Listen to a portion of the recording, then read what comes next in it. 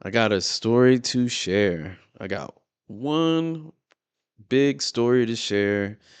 Uh, doing a little bit of research, and I figured this might be an interesting story. This is gonna be. Uh, let's see. Let's see. Okay, I had to look at the phone just to make sure I got some notes that I'm gonna use as a reference. Okay, so working a warehouse job taught me this about life. Now, I won't say that it taught me, you know, huge life lessons because by the time I got into a serious warehouse job, I was in my late 20s going into my 30s. I worked for a pretty big company. I'm pretty sure that everybody uses this company, but let's see. I want to make sure that Streamlabs is still following me. Let me see, because I can edit this part out if it's not.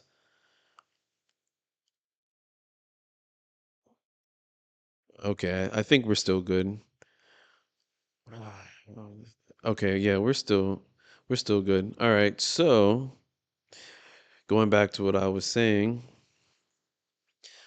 so I feel like everybody uses this company, and but when I got into it, it was at the peak of COVID. So I could just say the number one thing that I learned from this, from my personal experience, is that everybody was at a halt. If they had some type of dream or some type of thing that they were working on before COVID hit, all that stopped. That was my number one thing. I was working on my own personal business, personal branding, and between COVID and not having any money, that killed me right there. So it was a really, really, really reasonable opportunity to work for this company. And I started from the ground up. Like, yes, I had a degree or have a degree, and I did not use it to my advantage. I didn't even know I could use it to my advantage. In hindsight, I wish I would have used it to my advantage. Maybe I would have got a lot further in the company because I know most people that would talk about the warehouse has something negative to say. Now, I'm not gonna say that everything was always peaches and cream, but I believe that it did me a good service, especially during COVID. So, uh, I'm gonna share. I'm gonna share. So let me start off. Let me start off by saying it helped me get a car. It helped me get a car. Being able to stack my money up and I didn't have to rely on Ubers and Lyft. I was able to save up enough money and get a co-sign by my with the help of my mother, and I was able to get a car, and I thought that was pretty damn cool.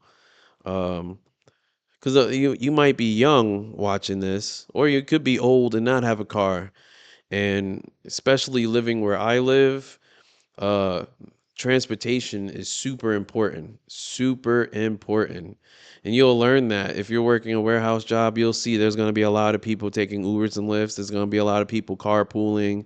If you got a car, there might be people trying to ask for a ride from you. You might want to give it to them, you might not want to give it to them, but that definitely helped me out a lot. Helped me out a lot. um so getting my finances right is a big step. And that's something that I learned having that warehouse job because I was around a lot of older people. The town that I grew up in, That the warehouse when it was being built and when it finally opened, it opened up a lot of doors for people, and it was not a lot of opportunities. So being around, a lot of older folks, they might have had children or they were just down on their luck, hearing stories and kind of reflecting and realizing that, I got a great opportunity here and I'm, in a good position to, change my life. Like I said, some people look at having a warehouse job as a negative thing, but I looked at it as a positive, until it wasn't, of course. Um, let's see. Actually, that's a pretty good segue into talking about, having a warehouse job is comfortable and it can make you very comfortable, which comfortability is kind of dangerous. And in saying that is, like, before having the job, like I said, I was in entrepreneur mindset, right? I wanted to have my own media company. I wanted to be my own boss. A lot of I had a lot of passion and ambition during college to be my own boss and create, and a lot of that died when COVID hit. Because it just stopped everything. You wasn't traveling. At least I know I wasn't traveling, and then I got into uh, some legal troubles and didn't have a car, so I couldn't drive around. Like a lot of my clients was in it's a White Plains, New York. I don't know if you guys know about White Plains, New York, or I know a lot of people know about the Bronx.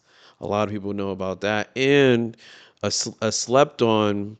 But I'm sure if you're from New York, you know about Connecticut CT. CT it was a new stomping ground that I was making my way into.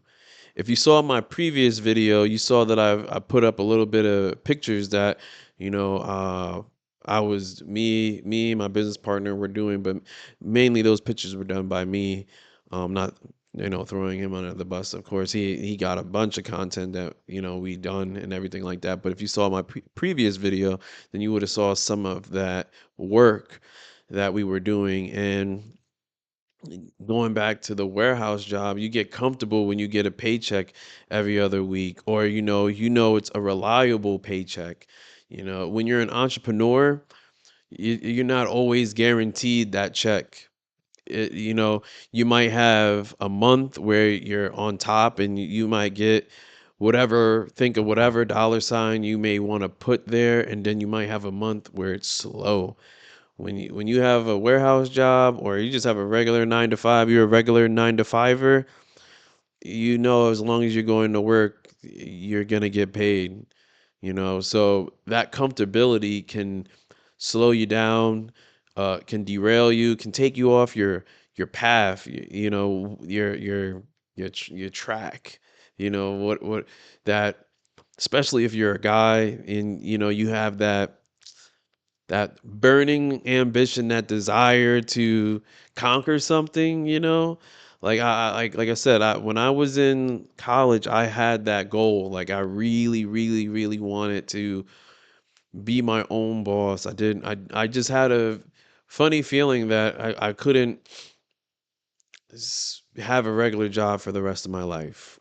I had too many I don't want to say influences, but I'm easily influenced, like good or bad. Like good or bad, I guess that could be like a character flaw in me. Like I can watch something like I don't know how many times I've shared this story, but I watched YouTubers in the beginning and I said I could do it too.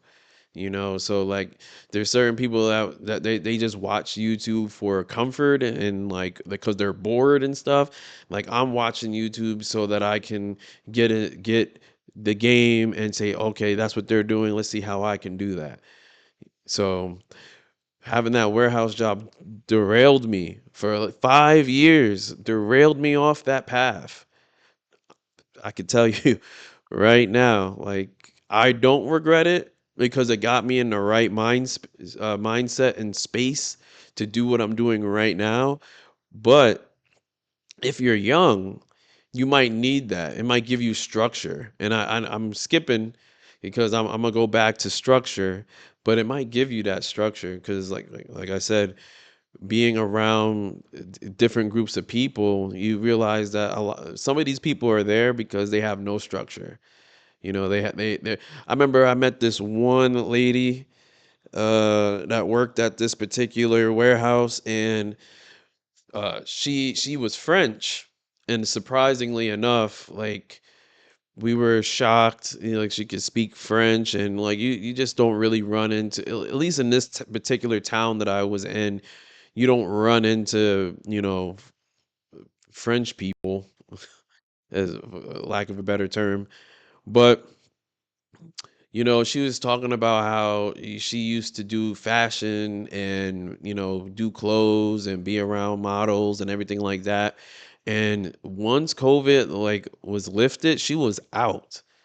Like, and nobody was really believing her when she was really talking her shit, you know. But certain people, you know, built relationships and they're following each other on social media. And when she said she was out, she was out.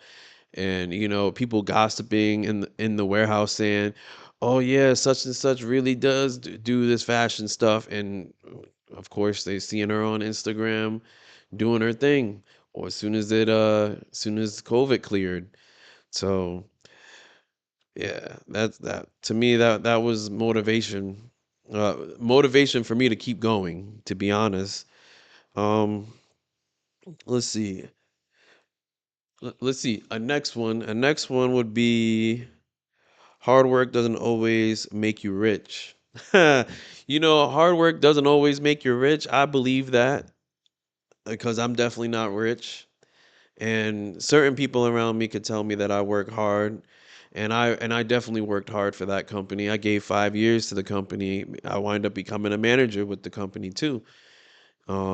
It gave me one of my first opportunities to be a real manager. Now, I can't lie, you know, I worked for my cousin. He has his own business, and I managed his office and stuff like that.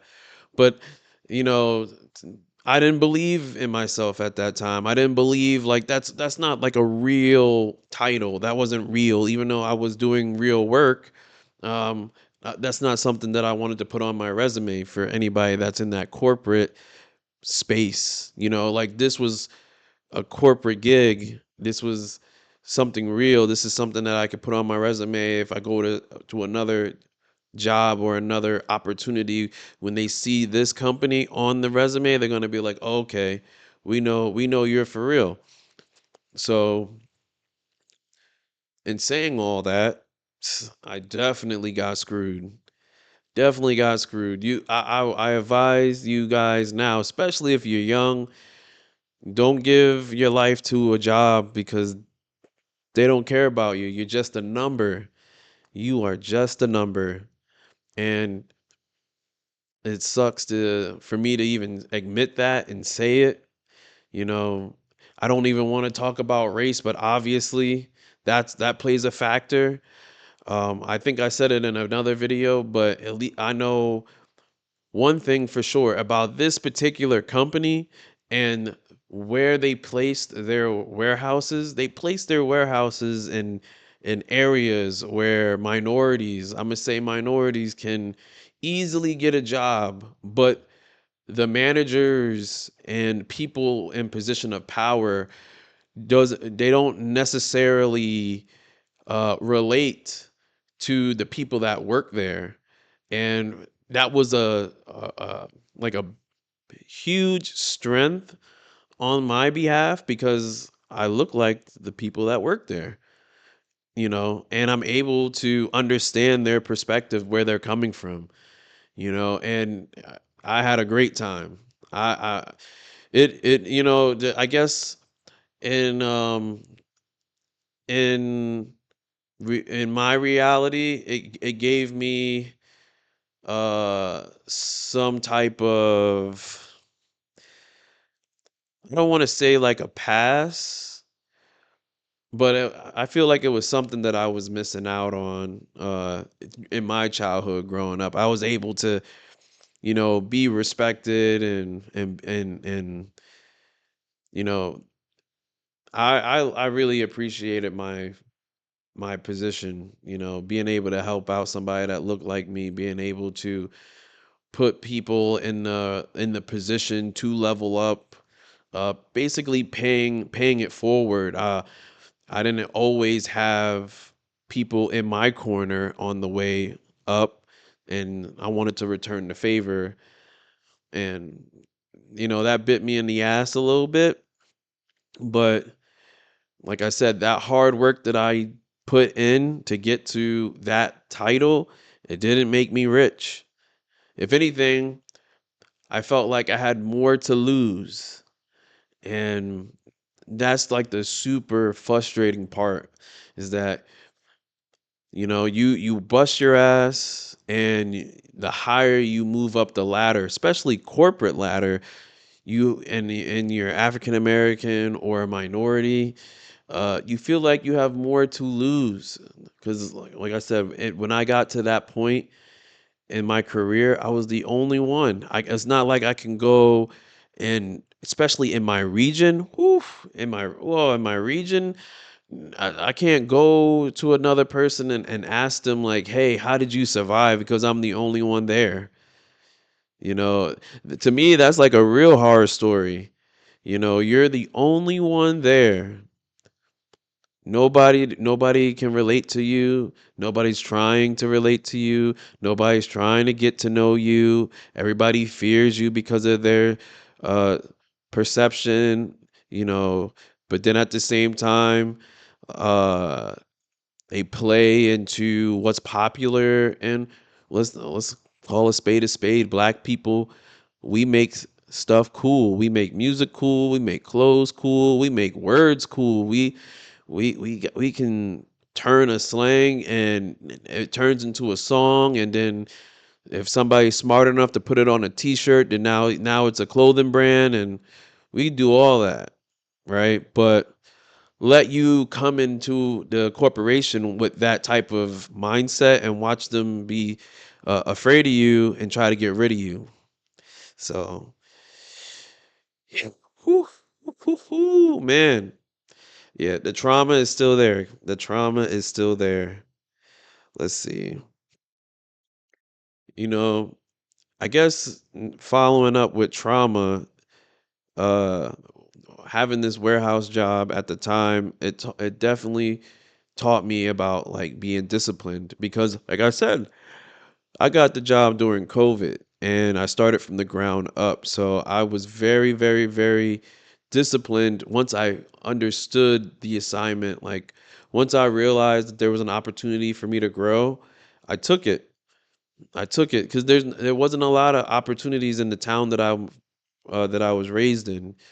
A lot of people don't make it out. They don't leave. Especially when you're a minority. As sad as it sounds, like people stay, and sometimes they're in their own way. Sometimes it's their fault, but you get trapped. And I saw that this particular opportunity could help me leave, and it did. Now I'm in a different part of New York. I'm still in New York, but I'm in a different part of New York, and I know that I hear a lot of things because I watch a lot of YouTube. I watch a lot of people that are making money from YouTube. I watch a lot of entrepreneurs, and a lot of people say that you have to leave your hometown to make money, or you got to leave. Not everybody's lucky to, make money in their hometown. Some people have a haters, and I mean, I listen to hip hop. There's a lot of hip hop artists that passed away going back to their hometowns. So for me, it's not far fetched. Granted, I don't live that lifestyle, but I see it, so I understand it. So I'm able to express it in this format and give it to somebody else as a you know, as a reference. So yeah, for me, it gave me that opportunity to get outside of something that I'm used to, and now my mind has expanded and is open to new possibilities. Yeah, I couldn't have done that without me working at this particular place, being around certain type of people. Sometimes, when I look back and I think, I'm like, yeah, everything happens for a reason, but at the same time, without these particular things happening, uh, Lord knows where I would be. Like right now. You know, uh, but yeah, that's my experience of working, at a warehouse. Uh, some positive, some negative. You know, I know a lot of people got some BS to say and everything like that, and I'm hoping that I didn't give you BS. I hope that I was able to somewhat give you a different perspective if you happen to come across this. Uh, let's see if there's anything else that I could share with you that might be relevant. Mm, let's see. I'm enjoying the thought here.